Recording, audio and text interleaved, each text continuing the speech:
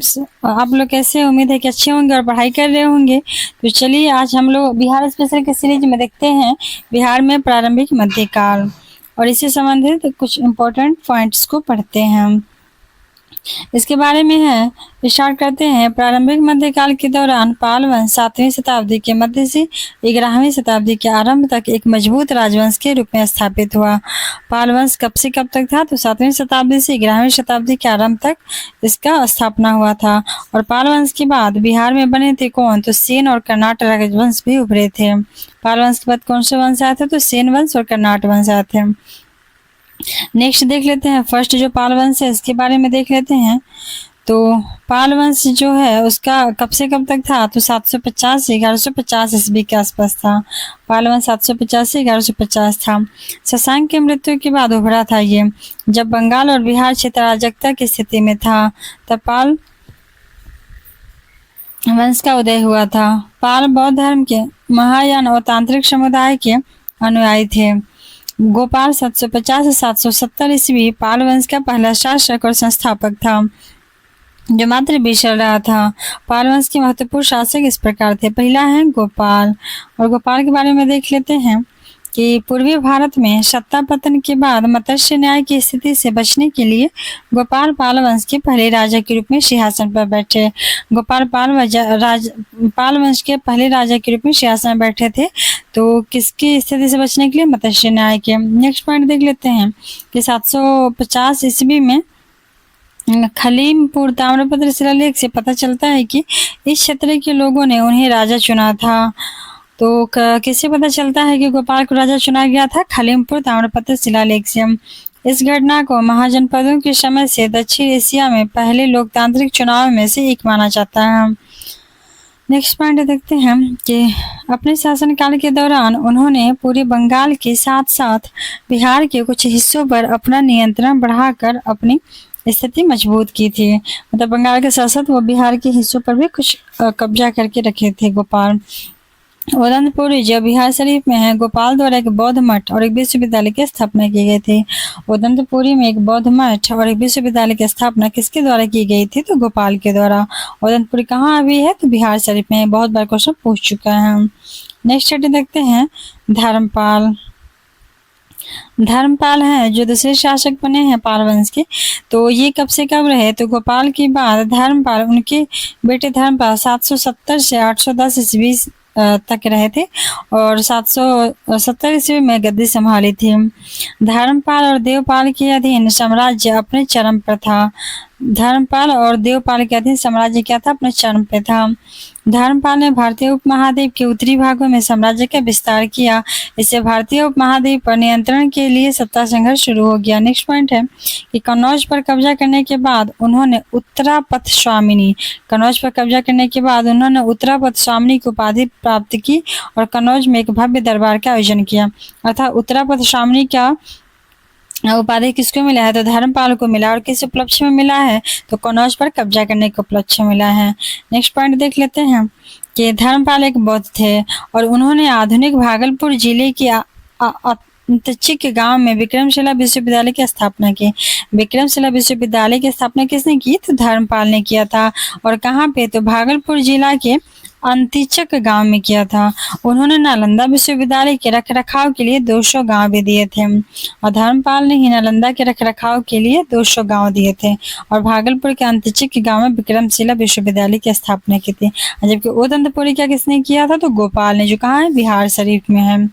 और उत्तरापथ स्वामिनी का उपाधि किसको मिला है? तो धर्मपाल को। चलिए देखते हैं नेक्स्ट हेडिंग। पाल वंश से बहुत क्वेश्चन पूछता है बिहार में बीपीएससी में। नेक्स्ट पॉइंट है देवपाल। इसके अंदर जो दिया है इम्पोर्टेंट वो देख लेते हैं कि धर्मपाल के उत्तराधिकारी देवपाल हुए जो 810 से 850 ईस्वी तक रहे। इन्होंने साम्राज्य का विस्तार दक्षिण एशिया और उससे आगे तक किया था। उन्होंने मुंगेर को अपनी राजधानी बनाई। मुंगेर को राजधानी देवपाल ने बनाई थी। पाल ताम्रपत्र शिलालेख के अनुसार देवपाल ने उत्कल और प्रागज्योतिष असम पर विजय प्राप्त की। पाल ताम्रपत्र शिलालेख के अनुसार देवपाल ने कहाँ कहाँ कब्जा किया है? तो असम में जो प्रागज्योतिष है जगह, और उत्कल उड़ीसा में भी कब्जा किया था देवपाल ने। और देवपाल और धर्मपाल के समय ही पाल वंश अपने चरमोत्कर्ष पर था। नेक्स्ट पॉइंट है कि देवपाल के शिलालेख, जो देवपाल के शिलालेख थे वो घोरावन, हिलसा, नालंदा और मुंगेर में पाए गए हैं। देवपाल के शिलालेख कहाँ पाए गए हैं? तो घोरावन, हिलसा, नालंदा और मुंगेर में पाए गए हैं। नेक्स्ट पॉइंट देख लेते हैं कि स्वर्ण भूमि के शासक बालपुत्र देव ने अपने समय में नालंदा में एक बौद्ध मठ की स्थापना की। तो नालंदा में बौद्ध मठ की स्थापना किसने की है? तो स्वर्ण भूमि के शासक थे बालपुत्र देव। उन्होंने स्वर्ण भूमि के शासक बालपुत्र देव थे जिन्होंने कहा किया एक बौद्ध मठ की स्थापना नालंदा में। नेक्स्ट पॉइंट है कि पाल राजाओं ने हिंदू धर्म को भी संरक्षण दिया। ऐसा नहीं कि बहुत को ही संरक्षण दिया इन्होंने, पालों ने, इन्होंने हिंदू धर्म को भी संरक्षण दिया था और उन्होंने मंदिरों के निर्माण और गुरुकुल स्थापित करने जैसे शैक्षिक उद्देश्यों के लिए ध्यान दिया था। और पाल राजवंशियों ने ही मंदिरों और गुरुकुल स्थापित करने के लिए जो भी शैक्षणिक कार्य होते थे वहाँ उसके लिए दान दिए थे। नालंदा विश्वविद्यालय के लिए भी दान दिए थे और मंदिरों के लिए भी और गुरुकुल स्थापित करने के लिए भी। नेक्स्ट पॉइंट है कि पाल राजाओं के दक्षिण पूर्व एशिया और चीन के साथ घनिष्ठ व्यापारिक संबंध है। दक्षिण पूर्व एशिया और चीन के साथ घनिष्ठ व्यापारिक संबंध है। और पाल के बाद अब देखते हैं क्या हुआ। पाल वंश के बाद के जो शासक हुए थे, विग्रह पाल, देवपाल का पुत्र था जो नारायण पाल, राज्यपाल, गोपाल द्वितीय और महिपाल प्रथम, इतने सारे शासक हुए थे। तो पाल वंश के इन शासकों में महिपाल प्रथम सबसे प्रमुख शासक था। पाल वंश के बाद इनके बाद जो देवपाल के बाद जो शासक है उसमें महिपाल सबसे प्रमुख शासक था। नेक्स्ट पॉइंट देख लेते हैं कि विग्रहपाल और महिपाल द्वितीय पाल वंश के महान शासक थे। महिपाल द्वितीय को कैवर्त संध्याकर के विद्रोह का सामना करना पड़ा। ये इंपॉर्टेंट है कि कैवर्त संध्याकर के विद्रोह का सामना किसको करना पड़ा? तो महिपाल द्वितीय को। नंदी उनके दरबारी कवि थे। नंदी दरबारी कवि थे किनके? तो महिपाल के। महिपाल द्वितीय के दरबारी कवि कौन थे? नंदी। और कैवर्त संध्याकर के विद्रोह का सामना भी किए थे इन्होंने। रामपाल पाल साम्राज्य के अंतिम शासक थे। और पाल साम्राज्य के अंतिम शासक कौन थे? तो रामपाल। महिपाल प्रथम 988 ईस्वी में महिपाल ने गद्दी संभाली। उन्हें पाल वंश का दूसरा संस्थापक भी कहा जाता है। 11वीं शताब्दी में महिपाल प्रथम के शासनकाल के दौरान चोल वंश के दक्षिण भारतीय सम्राट राजेंद्र चोल प्रथम ने बिहार और बंगाल पर आक्रमण किया था। ये क्वेश्चन पूछ सकता है कि राजेंद्र चोल प्रथम ने बिहार और बंगाल पर कब्जा किया था तो उस समय किसका शासन था? तो उस समय था पाल वंश का शासक थे जिनका नाम था महिपाल प्रथम। तो महिपाल प्रथम का शासन के समय राजेंद्र चोल प्रथम ने आक्रमण किया था और महिपाल द्वितीय जो थे उन्होंने कैवर्त संध्याकर का विद्रोह किया था। नेक्स्ट पॉइंट देख लेते हैं कि 1023 ईस्वी में महिपाल ने चोल वंश के राजेंद्र चोल के साथ युद्ध किया था। महिपाल जो था वो चोल के राजेंद्र चोल के साथ 1023 ईस्वी में युद्ध किया था क्योंकि उन्होंने आक्रमण किया था और जिसमें वह पराजित हो गया। उन्होंने विद्रोह किया पर महिपाल ने पराजित हुआ। महिपाल प्रथम की मृत्यु उसी वर्ष हुई जिस वर्ष पाल वंश का अंत हुआ। तो महिपाल अंतिम शासक हुए अंततः और उनकी मृत्यु हो गई। उसके बाद किसकी स्थापना हुई? तो सेन वंश की। और महिपाल के बाद जो लास्ट बचे थे रामपाल, उसी साल फाइनली पाल वंश का अंत हो गया था। अर्थात राजेंद्र चोल प्रथम के आक्रमण के बाद पाल वंश धीरे धीरे समाप्त हो गया। नेक्स्ट पॉइंट है सेन वंश। तो सेन वंश के बारे में देख लेते हैं कि पाल वंश के पतन के बाद बिहार में एक नया राजवंश उभरा जिसका नाम था सेन वंश। तो इसकी स्थापना 11वीं शताब्दी के मध्य में सुमंत सेन ने की थी। क्वेश्चन पूछ सकता है कि सेन वंश का स्थापना किसने किया? सुमंत सेन ने किया। उसके बाद विजय सेन ने राज किया था। विजय सेन ने सेन वंश की स्थापना सुमंत सेन के करने के बाद विजय सेन ने राज किया था। नेक्स्ट पॉइंट है कि विजय सेन के बाद उसका बेटा बल्लाल सेन बना जिसने अपने पिता से विरासत में मिली रियासतों को बनाए रखा। नेक्स्ट पॉइंट देख लेते हैं कि विजय सेन के बारे में। वह एक महान विद्वान था जिसने दान सागर और अद्भुत सागर की रचना की थी और उसने क्या किया था कि कुलीनिज्म नामक एक सामाजिक आंदोलन शुरू किया था। एक सामाजिक आंदोलन शुरू किया गया था जिसका नाम था कुलीनिज्म सेन वंश के द्वारा, जिसके तहत जन्म से कुलीनता और रक्त की शुद्धता को सावधानी पूर्वक संरक्षित किया गया। नेक्स्ट पॉइंट है कि आंतरिक विद्रोह और बख्तियार खिलजी के आक्रमण के कारण सेन वंश कमजोर हो गया और बख्तियार खिलजी के बार बार आक्रमण के कारण क्या हुआ और आंतरिक विद्रोह भी होने लगा था उसके राज्य में। तो सेन वंश धीरे धीरे कमजोर हो गया और लक्ष्मण सेन इस वंश का अंतिम प्रमुख शासक था। सामंत सेन ने सेन वंश की स्थापना की और लक्ष्मण सेन इस वंश का अंतिम महत्वपूर्ण शासक था। लक्ष्मण सेन अपनी राजधानी से भाग गया और पूर्वी बंगाल के विक्रमपुर में शरण ली। यद्यपि लक्ष्मण सेन राजनीतिक रूप से सक्षम नहीं था, लेकिन वह उस समय के महान साहित्यकारों का संरक्षक था। गीत गोविंद के लेखक जो जयदेव हैं, भाषाविद हलायुध, और नेक्स्ट देख लेते हैं। तो गीत गोविंद के लेखक जयदेव हैं, भाषाविद हलायुध, पवन दूतम के लेखक धोई जैसे व्यक्तित्व उनके दरबार की शोभा बढ़ाते थे। किनके? तो लक्ष्मण सेन के। तो ये क्वेश्चन पूछ सकता है गीत गोविंद के लेखक जयदेव किसके शासनकाल में थे? तो लक्ष्मण सेन के थे, जो सेन वंश के संभवतः अंतिम प्रमुख शासक थे। और भाषाविद हलायुध पवन दूतम, ये तो पूछ चुका है, तो हो सकता है ये पूछे। भाषाविद हलायुध पवन दूतम के लेखक धोई थे, जो कि लक्ष्मण सेन के दरबार में रहते थे। नेक्स्ट पॉइंट है कि मुस्लिम आक्रमण के बाद बिहार धीरे धीरे तुर्कों के हाथों में चला गया। मुस्लिम आक्रमण के बाद बिहार किसके हाथों में चला गया? तो धीरे धीरे तुर्कों के हाथों में चला गया, और इसका गौरव भी धीरे धीरे क्या हो गया? कम हो गया। मुस्लिम आक्रमण के बाद बिहार तुर्क के हाथ में चला गया, धीरे धीरे इसका गौरव खत्म हो गया। उसके बाद सेन वंश के बाद होता आता है कर्नाट राजवंश। कर्नाट राजवंश का होता है शासन। तो कर्नाट राजवंश कब से कब चलता है? तो 1097 से 1324 ईस्वी तक चलता है। और इसकी स्थापना मिथिला में नानेदेव ने की थी। मिथिला में नानेदेव ने किसकी स्थापना? कर्नाट वंश की थी 1097 से 1324। उसका प्रमुख रेटिंग देख लेते हैं कि एक महान योद्धा होने के अलावा वे संगीत के महान संरक्षक भी थे। उन्होंने विभिन्न रागों का विश्लेषण किया और संगीत पे एक संधि लिखी। किसने? तो नानेदेव ने। नेक्स्ट पॉइंट है कि चंपारण में सिमराव कर्नाट राजवंश की राजधानी थी।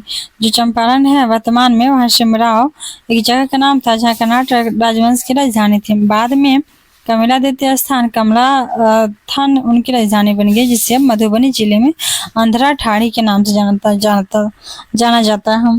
तो मधुबनी में अंधरा ठाड़ी नाम से जाना जाता है, तो वो कर्नाट वंश का दूसरा राजधानी था। नेक्स्ट पॉइंट देख लेते हैं।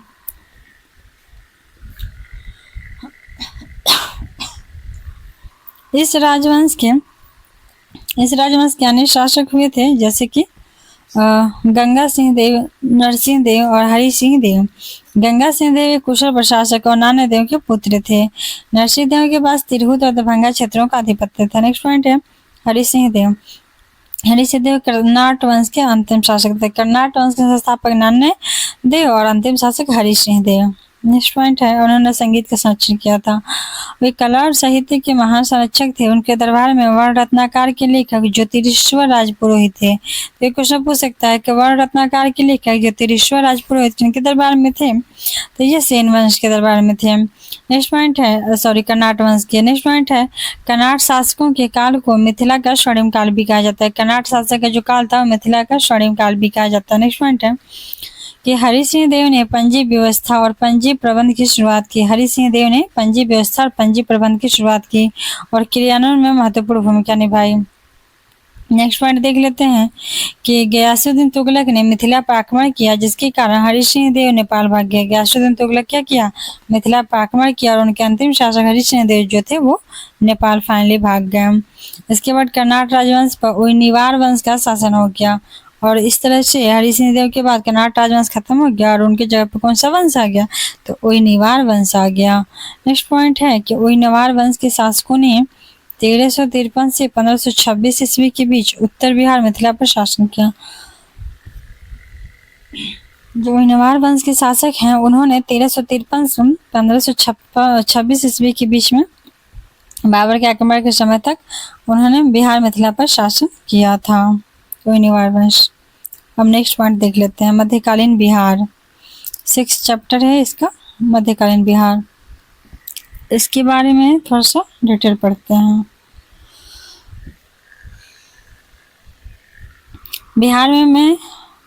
बिहार में मध्यकालीन काल पश्चिम एशिया से तुर्कों के आक्रमण से चिन्हित था। बिहार में जो मध्यकालीन काल चला है वो पश्चिम एशिया से तुर्कों के आक्रमण से चिन्हित था। बिहार में तुर्की आक्रमण, बिहार में तुर्कों का आक्रमण स्टार्ट हो गया गयासुद्दीन तुगलक के बाद से।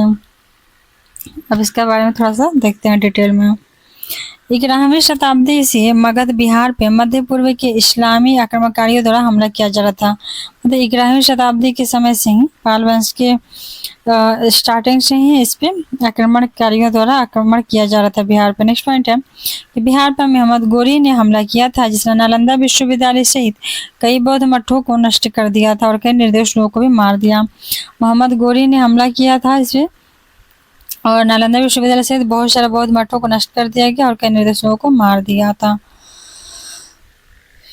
नेक्स्ट पॉइंट है कि मगध में बौद्ध धर्म के उदय को अंततः मोहम्मद बख्तियार खिलजी के नेतृत्व में इस्लामी आक्रमण ने खत्म कर दिया था। वह कुतुबुद्दीन ऐबक के सेनापतियों में से एक था। कुतुबुद्दीन के सेनापतियों में से एक था कौन? मोहम्मद बख्तियार खिलजी, और जिसने सेना की सेनाओं द्वारा गढ़े गए मठों को नष्ट कर दिया था, जिसके दौरान कई बिहार और नालंदा और विक्रमशिला के प्रसिद्ध विश्वविद्यालय, मतलब बहुत सारे बौद्ध मठ और नालंदा और विक्रमशिला के प्रसिद्ध विश्वविद्यालय जो थे वो भी नष्ट हो गए। जो नालंदा विश्वविद्यालय कुमारगुप्त और विक्रमशिला धर्मपाल द्वारा इस सब स्थापित था, इस सब को क्या किया? नष्ट कर दिया गया। किसके द्वारा? तो मोहम्मद बख्तियार खिलजी के द्वारा। उसने उदंतपुरी शहर के विश्वविद्यालय को भी क्या किया? नष्ट कर दिया था। और बिहार का पहला मुस्लिम विजेता था कौन? तो मोहम्मद बख्तियार खिलजी। नेक्स्ट पॉइंट है कि बख्तियार खिलजी ने 1198 ईस्वी में बख्तियारपुर शहर की स्थापना की। 1198 में उसने क्या किया? बख्तियारपुर शहर की स्थापना कर दिया। नेक्स्ट पॉइंट है कि उत्तरी बिहार का अधिकांश भाग मिथिला के कर्नाट शासकों के अधीन था, जबकि दक्षिण बिहार पर कोई छोटे छोटे राज्यों का शासन था। नेक्स्ट पॉइंट देखते हैं कि बख्तियार खिलजी ने मिथिला के कर्नाट राजा नरसिंह देव के क्षेत्र पर भी आक्रमण किया। मिथिला के कर्नाट राजा जो नरसिंह देव थे, इन पर भी आक्रमण बख्तियार खिलजी के द्वारा किया गया। बाद में बंगाल और असम क्षेत्र पर भी उसका आक्रमण हुआ और उसकी मृत्यु वहीं हुई थी। इसका मृत्यु बख्तियार खिलजी का मृत्यु कहाँ हुआ? तो बंगाल और असम क्षेत्र पर भी आक्रमण किया और उसी क्रम में उसकी मृत्यु हो गई। और उसका मकबरा बिहार शरीफ में है। बख्तियार खिलजी का मकबरा कहाँ है? बिहार शरीफ में है। सदरुद्दीन हसन निजामी ने 1192 से 1228 ईस्वी में खिलजी के आक्रमण के बारे में ताजुल आसिर में लिखा। ये इम्पोर्टेंट है कि इतना सारा आक्रमण किया और जिसमें हमारे इतने सारे विश्वविद्यालय रद्द किए गए, तो उसका स्रोत कहाँ है? तो ताजुल मासिर में लिखा गया है। जो किसने लिखा है? तो सदरुद्दीन हसन निजामी ने लिखा है ताजुल मासिर। नेक्स्ट पॉइंट देखते हैं। तुर्की आक्रमणों के कारण दिल्ली सल्तनत का शासन स्थापित हुआ था और बिहार को या तो दिल्ली से शासन करने वाले शासकों के अधीन शामिल कर लिया गया, एक अलग प्रांत बना दिया गया उसी समय से, तुर्कों के आक्रमण के बाद से ही, जीतने के बाद से।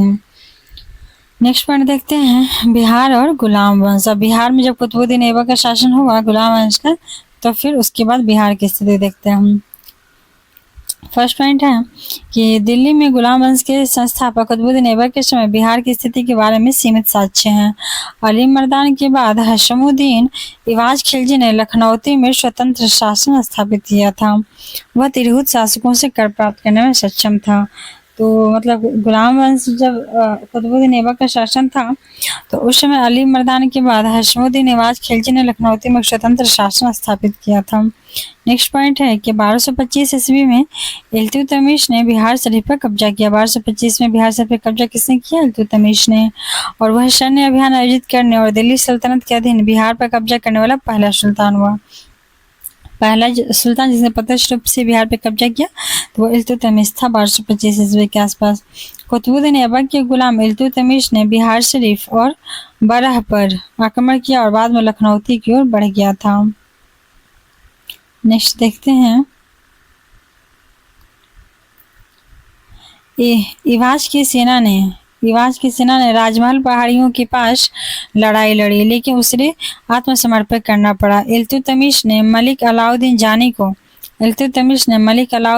को अपना प्रतिनिधि सूबेदार बनाया, लेकिन बाद में इवाज ने उसे भागने पर मजबूर कर दिया था।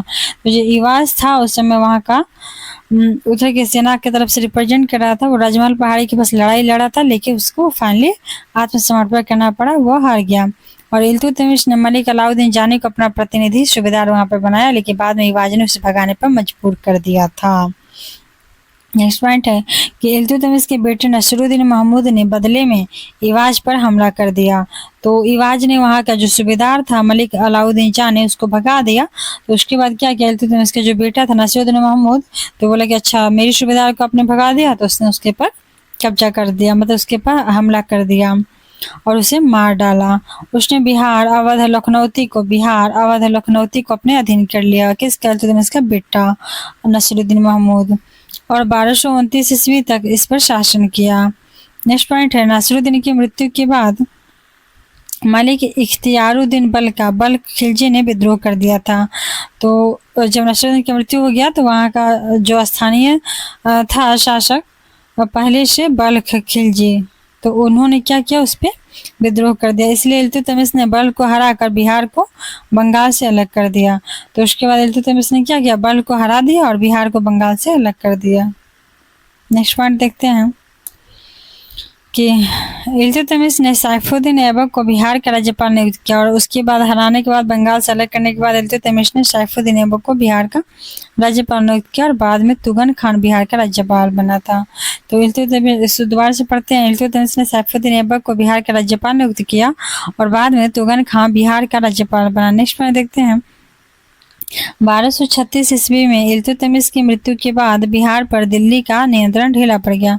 1236 में जब इल्तुतमिश की मृत्यु हो गई तो बिहार पर दिल्ली का नियंत्रण क्या हो गया, ढीला हो गया।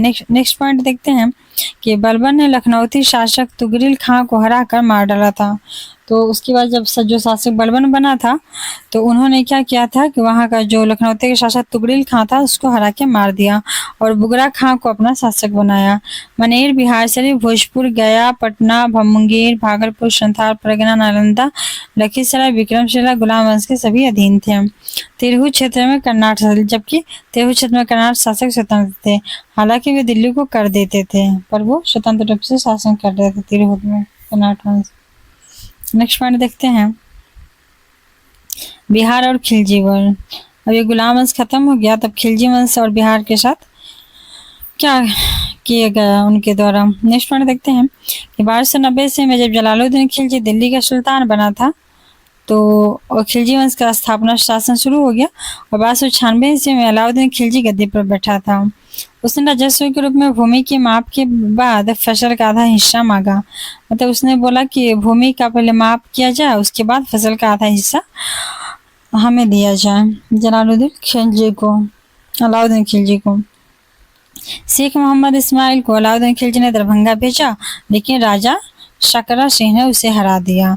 और उसने क्या किया, अलाउद्दीन खिलजी ने मोहम्मद इस्माइल को भेजा था दरभंगा कि जाओ मिथिला के जो कर्नाट शासक हैं वो लोगों से तुम कर वसूली करो आधा हिस्सा। तो वहाँ का जो राजा था शकरा सिंह उसे हरा दिया। नेक्स्ट पॉइंट है ये 1301 ईस्वी में शमसुद्दीन फिरोज शाह ने खुद को बंगाल का शासक घोषित किया और 1301 में शमसुद्दीन फिरोज शाह ने खुद को बंगाल का अपना शासक घोषित कर लिया और अपने बेटे फिरोज शाह को 1309 से 1321 ईस्वी के बीच बिहार का राज्यपाल घोषित किया और अपने बेटे फिरोज शाह को बिहार का राज्यपाल घोषित कर दिया 1309 से 1321। नेक्स्ट पॉइंट देखते हैं उसके में कि भोजपुर और लखीसराय में खिलजी वंश के कुछ सिक्के मिले। इससे पता चलता है कि बिहार पर उनका सीमित नियंत्रण था। भोजपुर लखीसराय में खिलजी वंश का सिक्का मिले से ज्ञात तो होता है कि उनका मतलब उनका शासन यहाँ पे था, पर ये कंफर्म नहीं है कि पूरे एरिया पर था, तो लगता है कुछ हिस्सों पर, सीमित हिस्सों पे उनका शासन था। नेक्स्ट है बिहार और तुगलक वंश। तो गयासुद्दीन तुगलक ने 1324 ईस्वी में बंगाल और बिहार पर आक्रमण किया था। गयासुद्दीन तुगलक ने 1324 ईस्वी में बंगाल और बिहार पर आक्रमण किया था। उसके बाद लखनौती राजा नसरुद्दीन ने आत्मसमर्पण कर दिया था, जबकि सोनारा गांव के राजा गयासुद्दीन जो बहादुर हैं इन्होंने सुल्तान की सेना के खिलाफ विद्रोह कर दिया था। नेक्स्ट पॉइंट देखते हैं गयासुद्दीन तुगलक ने उसे हरा दिया था। उसने मिथिला के राजा हरि सिंह देव कर्नाट वंश को भी हराया था और तिरहुत से तुगलक सिक्के मिले हैं। नेक्स्ट पॉइंट है मोहम्मद बिन तुगलक। गयासुद्दीन तुगलक के बेटे थे। इनके समय दरभंगा के तुगलकपुर कहा जाता था। दरभंगा को क्या कहा जाता था मोहम्मद बिन तुगलक के समय तुगलकपुर, और उस समय यहाँ एक किला और जामा मस्जिद भी बनाई गई थी।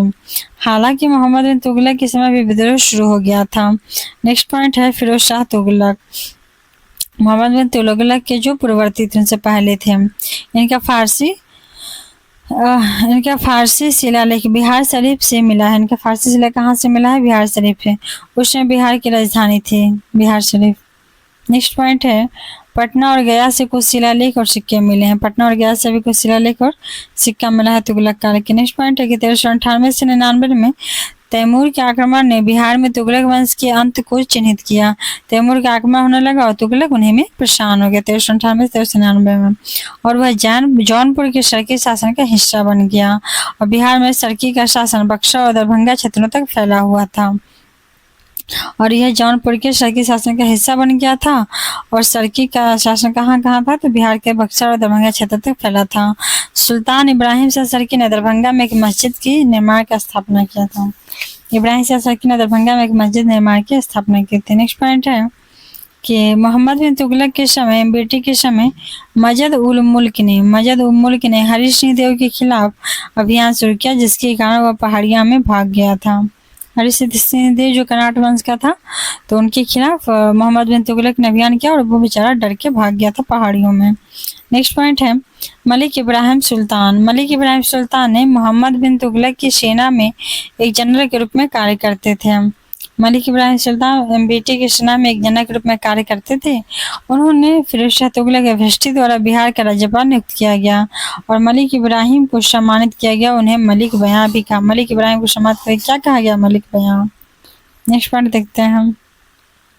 मलिक इब्राहिम बयां या मलिक बयां का मकबरा बिहार शरीफ पीर पहाड़ी पर स्थित है। पीर पहाड़ी पर स्थित है किसका मकबरा था? मलिक इब्राहिम मलिक बयां का। नेक्स्ट पॉइंट है कि मोहम्मद बिन तुगलक की बेटी के समय के समकालीन सूफी साहित्य मलफूजात कथनों पर संकलन सूफी संत सरफुरुद्दीन याहिया मनेरी द्वारा लिखित तथा हजरत मखदूम द्वारा लिखित मनिकबुल अशरफिया शाह फिरदौसी ने बिहार में तुगलक वंश के शासन के बारे में जानकारी दी है। इसको फिर से रिपीट करते हैं कि मोहम्मद बिन तुगलक के समय के समकालीन जो थे सूफी साहित्य मलफूजात कथनों का संकलन किए और सूफी संत सरफुद्दीन याहिया मनेरी द्वारा लिखित तथा हजरत मखदूम द्वारा लिखित मनिकबुल अशरफिया शाह फिरदौस ने बिहार में तुगलक वंश के शासन के बारे में जानकारी दी है। और इसके बाद अब क्या होता है? चेरो वंश हमारा आता है। अब चेरो वंश देखेंगे हम लोग नेक्स्ट वीडियो में। बिहार और सूरजवंश, अकबर बिहार, फिर मुगल आ जाएगा, तो मुगल देख लेंगे, मुगल और बिहार देख लेंगे। फिर चलिए ख़त्म करते हैं अगला वीडियो।